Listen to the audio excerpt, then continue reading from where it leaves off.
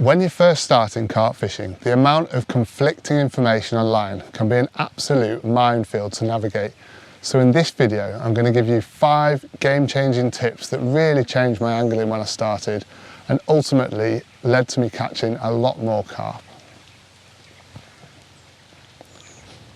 Now, the first tip that I can give you, and probably the most important one actually, has to do with bait. Now, often when you watch videos online, they're putting in a lot of bait, a whole bucket at a time, and they're catching a lot of carp. But what you've got to remember is they're fishing those sorts of waters where there's a lot of big fish and they're hungry and they're competing for food and they can get through a lot of bait quickly. But this doesn't apply to every single lake. So what you've got to do is when you turn up at your lake, you've got to assess the situation really. Every lake is different, and what will work on one lake won't necessarily work on every lake that you go to. Some lakes, yes, will respond to a lot of bait, but other lakes, it's better to go fishing for a bite at a time. Fish's senses are very acute, they can smell things and taste things in the water column from a long way away, and you don't need a lot of bait to attract them and to catch them. Yes, you can catch over a lot of bait, but really it's better to catch one fish and then catch another one and build your session up from there rather than trying to catch every fish in the lake as soon as you get there. Now, the second tip I can give you, and another really important one, is to check your rigs in the edge, particularly if you're using any sort of buoyancy in your bait, whether that's a wafter or a pop-up. You need to make sure that that rig is behaving how you expect it to. Different companies make their baits differently, and some may be more buoyant than others, and you can't just assume that they're going to be working perfectly on the same rig that we were using on another session with a different bait. So make sure your pop-ups are actually sinking down to the counterbalance weight or the shot that you've got there. Make sure your wafters are sitting with the hook flat on the bottom and not lifting up like a pop-up. Now, the next tip I'll give you that really changed the game for me was to use mixed size baits. The reason being, when a carp come into your swim, if every bait is the same size, when they're sucking in those baits, they start learning the sort of amount of power they need to pick them up. And then if one's got a hook in it, it'll be a little bit heavier and they can be suspicious of that.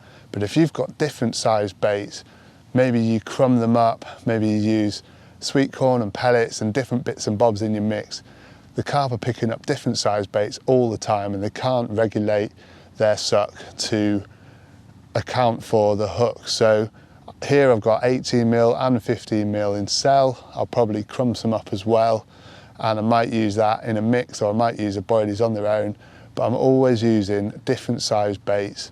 And then my hook bait doesn't really matter. I don't really need to use any buoyancy in it. My previous video about using boilies straight out the bag, I proved that you can catch fish on a boilie straight out the bag, but I think you really need to be thinking about mixing your sizes of baits so the carp can't regulate their suck to pick up the same size bait every time. The next tip I'll give you is to watch the water. You may have heard this time and time again, but if you're not where the fish are, you've got very little chance of catching them. And how do you find out where they are? Well, you've got to watch the water, see signs of fish, see them showing, see them fizzing, watch the bird life. Sometimes they spook off where the carp are. All these little things can help you piece together where the fish are on your lake. Now, obviously the weather plays a factor, if you can follow the wind, things like that. If you work out what the weather's doing before your session and then you go looking where you think they might be, you've got a good chance of seeing them there. But if not, spend a long time watching the water, lapping around the lake before you even think about setting up.